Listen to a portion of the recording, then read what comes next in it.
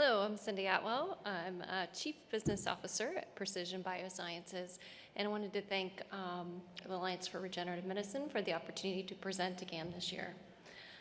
At Precision BioSciences, we are a clinical stage biotechnology company that is leveraging our next generation genome editing technology called ARCUS. And we've had a really exciting year at Precision. We've launched a new alliance with Novartis around in vivo gene correction for the treatment of sickle cell and beta thalassemia. Additionally, we reported on our lead product, our lead allogeneic CAR T product, Azercel, and reported 100% response in relapsed patients and DLBCL patients. Additionally, we published compelling preclinical results with ARCUS on in vivo gene editing in HBV. Now, before I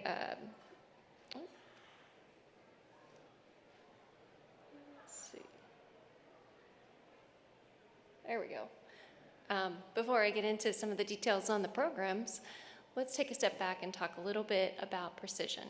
We are a public company, and I will be making forward-looking statements. Please refer to our disclosures in our SEC filings.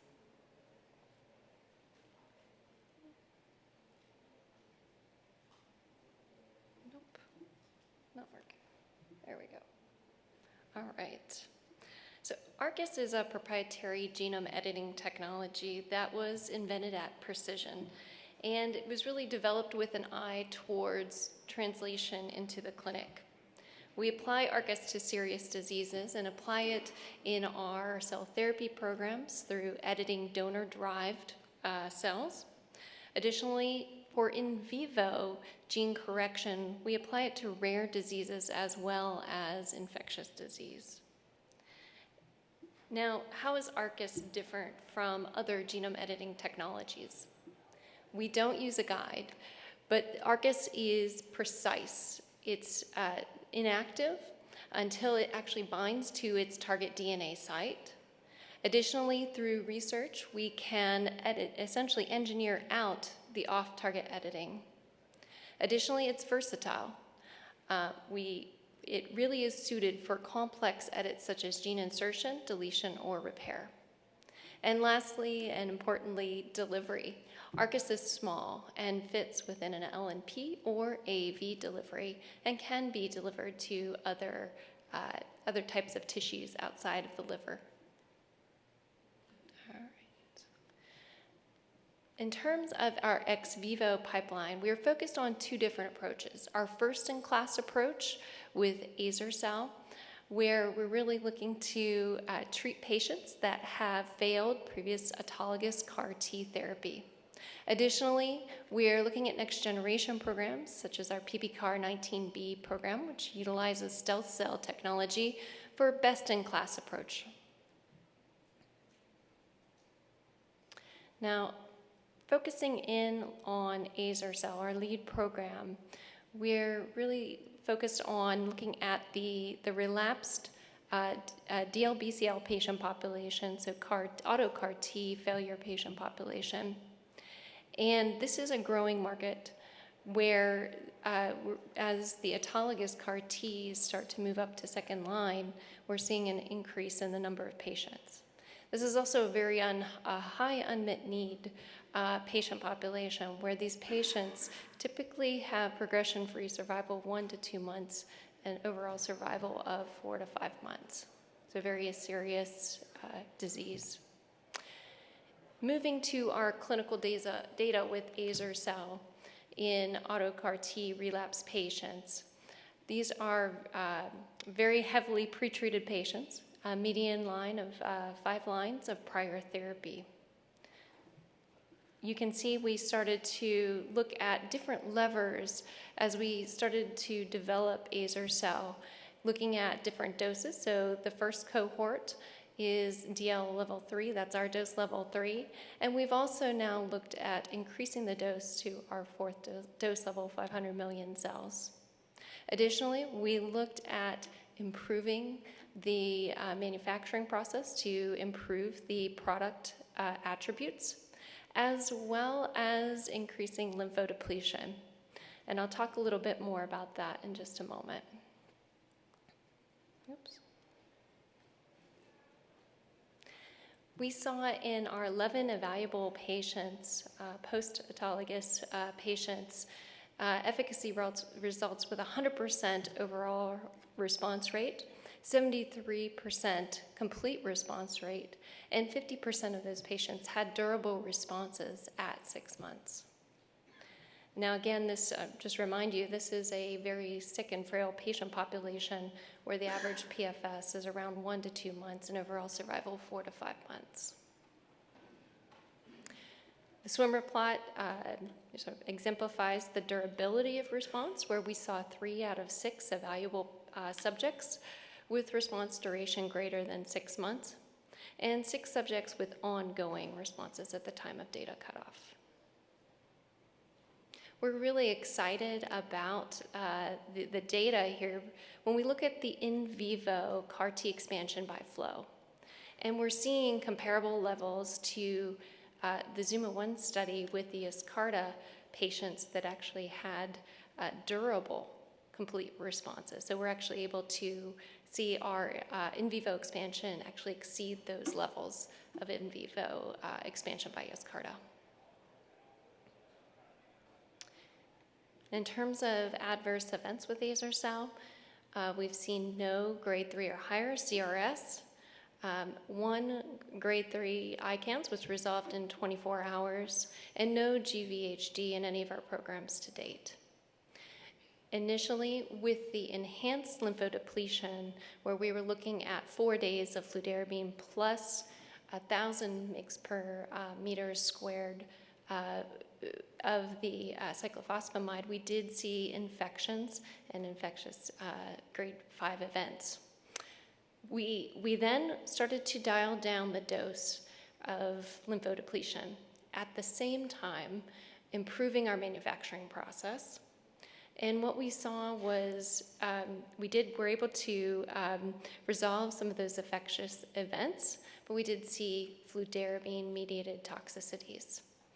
Since that point, we're actually dialing back down to our standard lymphodepletion, so reducing the amount of fludarabine. Instead of 4 days of fludarabine, going back to 3 days of fludarabine. And we're able to do that because we have improved our product attributes with our cell therapy product. So in summary, we're seeing really interesting efficacy. We're continuing to lower the lymphodepletion and enroll patients at standard lymphodepletion. Additionally, very excited about the kinetics with the in vivo expansion, and we plan to request an FDA meeting in 2022, at the end of 2022, to discuss the data and a pivotal path forward. We do think that with this high unmet need patient population, we could potentially utilize a historical control very similar to a ZUMA-1-like study. Turning now to our in vivo pipeline, which is broad and deep. I won't go through all of the various programs. However, I'll talk a little bit about some of the applications of ARCUS for complex edits, and really focusing on our HBV program, as well as some of our partner programs. So HBV does affect quite a significant number of patients across the world. It is there's 2 different spots within the infected cells, which we do need to edit. That includes the integrated DNA within the patient's genome, as well as the covalently closed circular DNA of the HBV genome. In terms of what we've seen from in vitro studies, we have been able to significantly reduce the cccDNA in primary human hepatocytes that have been infected by HBV. And the remaining cccDNA, we were able to detect indels, or essentially inactivation of those HBV genomes, in about 30% of any remaining. Additionally, we significantly reduced the S antigen expression, so that's a significant biomarker within HBV. And we've also looked at, although there are no good animal models, we did look at this in a episomal mouse study where we were able to reduce the overall copy number of HBV genomes, and in those that remained, able to inactivate about 80%. Additionally, we also looked at a significant reduction of 96% reduction of the S antigen. Briefly, we've signed our deal with Novartis this year, and we're really focused on utilizing both of the company's strengths in this collaboration. So we'll develop a single ARCUS nuclease for certain hemoglobinopathies, including sickle cell and beta thalassemia. And the goal is really to design an ARCUS nuclease for gene insertion in hematopoietic stem cells.